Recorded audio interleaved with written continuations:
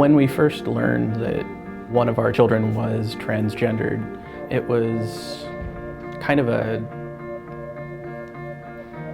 both an eye-opening experience and something that kind of just fell into place, because we had a child who behaved in a way that wasn't typical for, the gender that they were born in.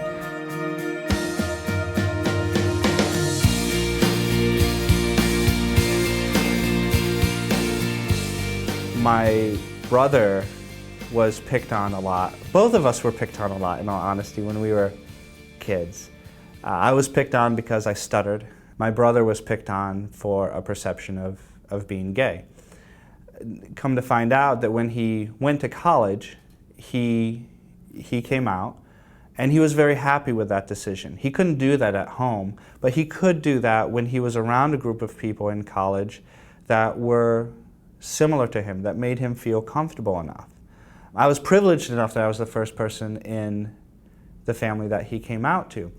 And all I asked him was, are you happy with who you are? And he said, well, yes.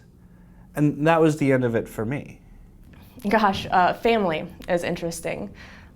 Coming out to my parents was certainly a scary prospect. And my dad's actually funny. He's in the military. When I told him, one of the first things he said was, I love you no matter what. And one of the second things he offered to do was get a rainbow tattoo, which I found, very funny. My mom was a little bit harder. I mean, she's a pastor. I don't think that she reacted negatively, but she took a little bit longer. When one of my wife's friends came over to the house and we learned that he was transgendered, and this is, a person my wife went to high school with. Our child learned about my wife's friend, and, everything clicked in a sense. There was a particular red hat moment where I felt particularly proud to work here. About a year and a half ago, I guess it was, the portal team, which I'm a part of, was pulled into a meeting. There had been a previous announcement.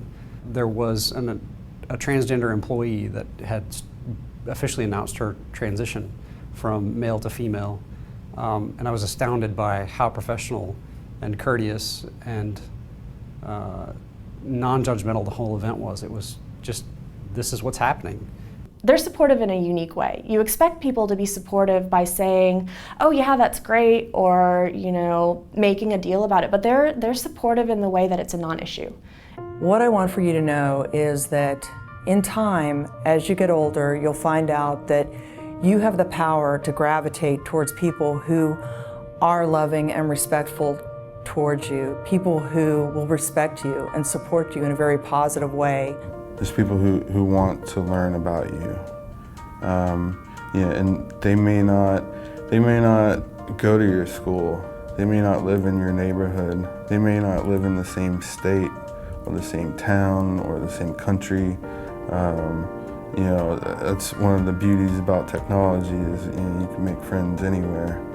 You get to choose what college you go to. You get to choose your friends. If you go to church, you get to choose a loving, caring, accepting church. And if your family still doesn't accept you, well, you get to choose to build a new family. If you do decide to come out, which is a very personal choice, whenever you do that, just remember that people sometimes need time. It doesn't necessarily mean that they're going to reject you outright and forever. It means that you need to give them some space, give them some time, let them think it over, let them remember that they love you more than they hold those prejudices. There are other people seeking out people like you.